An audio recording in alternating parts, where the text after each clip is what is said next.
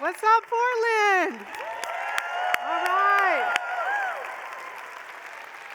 So tonight, what's up? Who was that? Is that a family member over there? My Uncle Walter? So today I'm going to talk to you. My big idea is that although we like to keep it weird here in Portland, we don't fucking play. We just don't play. Okay, so I'm not burying the lead. I want you to know what I have to say. But in order to get to the story, I need to tell you a little bit of history. So will you take the historical walk with me first? Okay. All right. Executive Order 9066, signed by President Roosevelt in 1942, authorized the removal and incarceration of Japanese Americans. As a result of this order, some 110,000 people were removed to internment camps on the West Coast, some right here in Oregon. Portland wrestled with what we did in the war. They wrestled with the morality of what we'd done to our citizens, what we had done to our neighbors. In that reckoning, a few business folks came together to pitch the idea of a Japanese garden to begin to transform our collective grief into healing. When the master gardeners came to Portland to scout a location in the early 1960s, they decided that the best location for the garden would be where the zoo was at the time. And you know what? The city of Portland decided to move the zoo, which is pretty amazing. Think about what that took. The logistics, the debt, the infrastructure. Think about the kind of care that would need to be given to the animals to safely move them. But the city was determined to do it, and we did it. Now, at the same time, across town, there was a generation of black folks who were not a part of any of the elite business circles talking about a garden, but they were deeply enmeshed in the debate about internment. After all, we lost a lot of people to the war effort as well, and given that Portland was small at the time, we certainly had Japanese neighbors who were interned. So my great-grandmother's generation, wrestling with the history of the war, they planted hundreds of fragrant cherry trees in the Albina, Irvington, Sabin, and Mississippi neighborhoods. It's those beautiful trees that create the mesmerizing snow globe effect in the inner east side that we all enjoy every spring. The thing that makes their gesture so tender is that in the years following the same brutal war, many of them had been displaced from their own homes when the city of Portland bulldozed a big part of the Albina neighborhood to build a modern sports facility. That sports facility is right next door, the Memorial Coliseum. Their houses were right here, where many of you are seated. So you see, my great-grandmother's generation, in planting those trees, they knew something about being forcibly displaced. They knew something about the suffering. And unlike the construction of the formal Japanese garden, which was grand, the gesture by black folks in Portland, it was made up of 1,000 little contributions. Saplings were planted one at a time. They were planted on weekends and evenings after long days of back-breaking manual labor. The decision to plant the trees en masse, that was a living monument. And those of you who live in those neighborhoods now, as you care for those trees that were planted 60 years ago, well, you've become a part of a 60-year rebuke of injustice. You are a part of the love letter that they wrote to Portland at the time that we all open every spring. Now, decades later, just as we were opening that love letter, a global pandemic took over. Suddenly, we could see the inhumane effect of escalating housing costs pushing folks out on the street. We could clearly see that our city government was in desperate need of an overhaul as it was struggling to respond quickly. We watched an addiction crisis take root and skyrocketing gun violence. And then on top of all of that, we experienced the jarring whiplash of climate change with snowstorms and massive fires trapping us in our homes. Shit got real. Real, real. 2 years after trying to find our way, some in Portland have lost their patience. Others feel uneasy. What has happened in the last few years has all of us feeling some kind of way, and few cities in the US seem as truly impacted and transformed as Portland. But this place has never been a place to cower from moral issues. We don't often get it right, but we give it a try, right? We give it a try.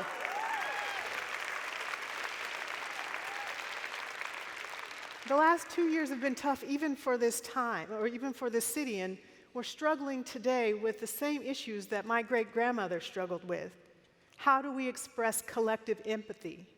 How do we define evolving community standards? How do we communicate those standards to each other?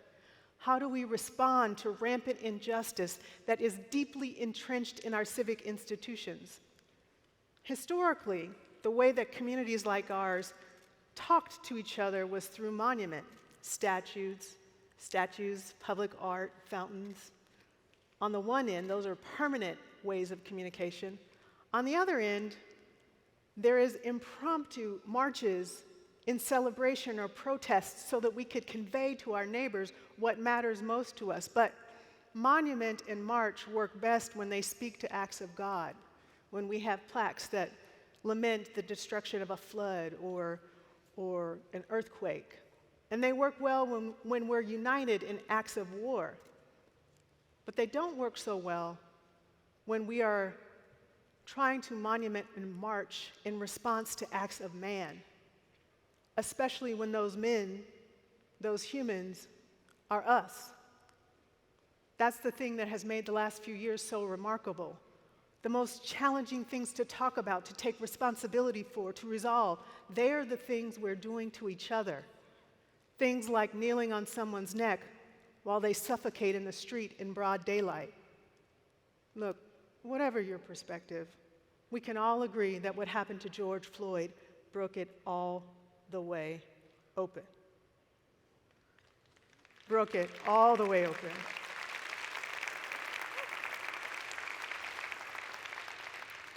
I felt weary.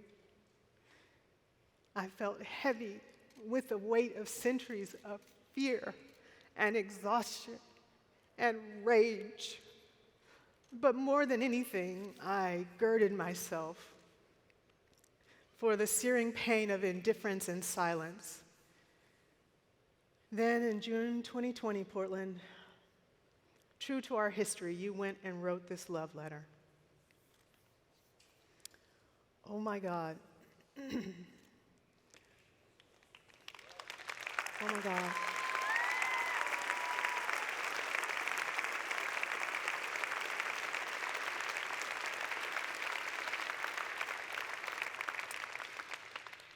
Two things became clear about Portland in watching that march.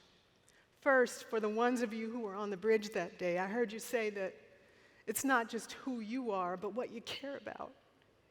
And you cared enough about George Floyd that day, even though he was very different than you. You cared enough to risk your life during a global pandemic to express empathy, to express outrage. And you know what, Portland? For the first time in my life, that gesture made me feel loved by this place that my family has called home for 6 generations. And I mean real love. Real love.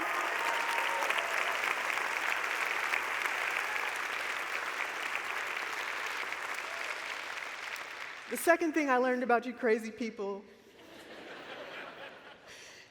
is that after Buffalo and now Uvalde, as beautiful as that gesture was, grand gestures, no matter how moving, in the face of a need for action, are just not enough.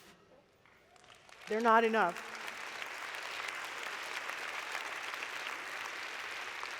And I suppose that's good news for this town. Portland has always been the kind of place of reflection and messy civic grief. I would like to thank Andrew Wallner, the photographer who took the picture that we looked at. He is my neighbor. Andrew, you're in here somewhere. Thank you so much for taking that picture and sharing the proceeds with the George Floyd effort. I really appreciate what you've done. But Andrew's work, like so many other examples around the state, are examples of the times that Portland has really stepped up, stepped into these things. Another example is an occasion when Oregon teenagers challenged the voting age, the minimum voting age. They won the right to vote at age 18 instead of 21. We have Oregon teenagers to thank for the 26th Amendment to the United States Constitution. Thank you, Oregon teenagers. The moral issue that they were wrestling with in their time was whether the government was right to send teenagers to fight in war, but deem them too immature to vote for the people who might send them to die, right? That's a big issue. That's a big moral issue that those young people were fighting and working through in the urban form. These efforts, they're little love letters, and they're all over the place, whether it's a curb cut or some workplace effort or public art or removing public art. There are all these ways that we express love to each other. You just have to be open to seeing them. Look, I'm not blowing smoke up your skirt with tired platitudes about coming together, and this ain't no kumbaya campfire, okay? It ain't. I'm a black woman in America. I know very well the horrible things we've done to each other. I know what happened in Oregon. Exclusion. Stop killing us. Me too. I also know that a garden and some trees did not fully heal the pain of internment, that young people are still not well represented despite being admitted to the franchise. I know that grief is big, and sometimes these actions can seem small, and in some ways they are, but when they are reinforced for 100 years by hundreds of people over and over again, these small acts, these little things, they add up. They add up. Not to mention that if the people of my great-grandmother's generation, many of whom had been raised in the brutality of the Jim Crow South and faced racism and discrimination daily, if they could dig deep to send a gesture to their neighbors in the face of deep pain, if they could be the ones to plant the trees, the shade of which they never got to enjoy, then so can we, Portland. So can we. We got this, Portland.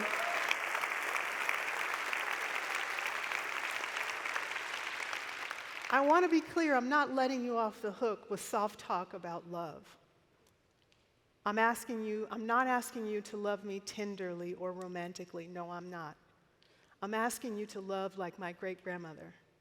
I want you to love hard. She had to steel herself against the indignity of watching zoo animals moved with more care than what was given to the black folks who lived right here in Albina. By asking you to love, I'm saying that we must do more, that we must do better, because that's what it will take. Love in the community context is a lot of trying, it's a lot of failure, it's lurching progress, it's big things and small things that turn grief into grand gesture, which becomes shared values and maybe policy, and in the end, culture. Each of us has a role to play in that progression. Because great cities are not inherited, Portland. They are not inherited. They are made and remade by successive generations. And if it isn't clear, Portland, if it ain't clear, this is a remaking that's happening right now.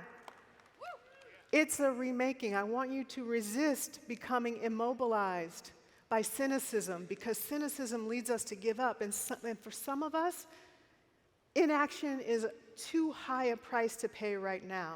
Creatives, I know you're here. We need your help understanding this moment.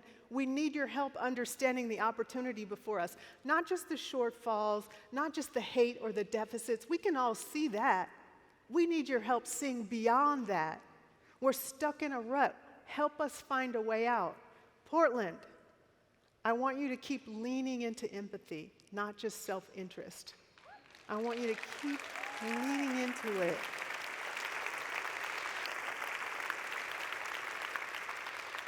Because it was seeing and feeling your empathy that gave many of us the courage to be brave these last few years. Portland, I want you to pick an issue that we've been wrestling with and commit to doing something about it.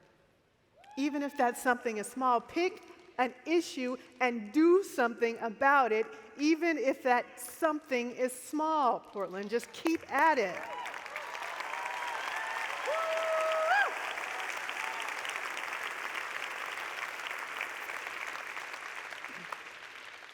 We see more homelessness, sure.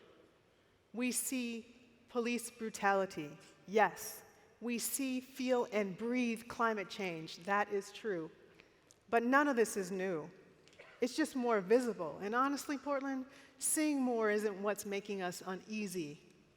Ignoring and denying what is right before our eyes, that is what is making us uneasy. Uneasy is knowing that the work is more than monument or march, that it's each one of us taking personal responsibility. Uneasy is being profoundly touched by the words of an American poet, Amanda Gorman. If there's always light, if only we're brave enough to see it, if only we're brave enough to be it. Uneasy is being touched by those words and then turning away from seeing and turning away from being. The fear that we might become the city that turns away from action, that is what's making us uneasy. And I cannot help but wonder, in this period of remaking Portland, are we too afraid to even try?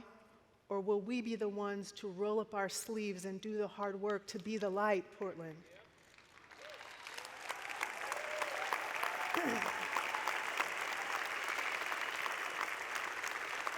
I cannot help but wonder, will we cower at the enormity of the task, or will we meet the magnitude with the energy of the many, Portland? Will we meet it with the energy of the many? Are we going to quit, or will we remake the city for the future? Will that be us? Portland, I know it will. I know it will be us. Now, let's pick up our pens, because our love letter to Portland won't write itself. Thank you.